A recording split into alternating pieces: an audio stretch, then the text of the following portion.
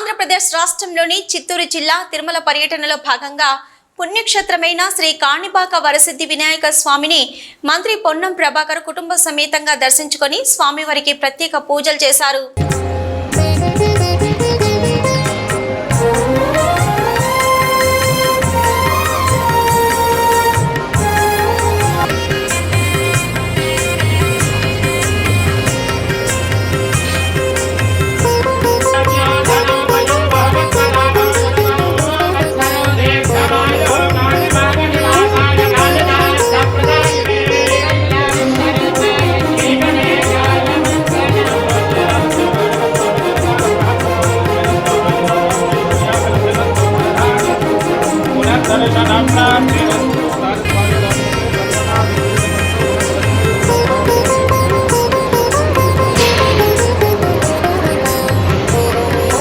వినాయకుడి దర్శించుకొని భవిష్యత్తు కానీ ప్రజా సమస్యల పరిష్కారంలో ఎటువంటి విఘ్నాలు లేకుండా ప్రభుత్వాలకు ఆశీర్వచనమైన భగవంతుని ప్రార్థిస్తూ మరి తప్పకుండా ప్రజలందరూ సుఖ సంతోషాలు వర్షాలు పాడి పంటలతో సంతోషంగా ఉండాలని ఎక్కడ కూడా ప్రజలకు ఇబ్బందులు రాకుండా చల్లగా కాపాడమని ఆ భగవంతుని కాణిపాక వినాయకుడిని ప్రార్థిస్తాను. సార్, తెలంగాణలో రుణమాఫీ ఎప్పుడు జరిగే తీర్మానం అయింది.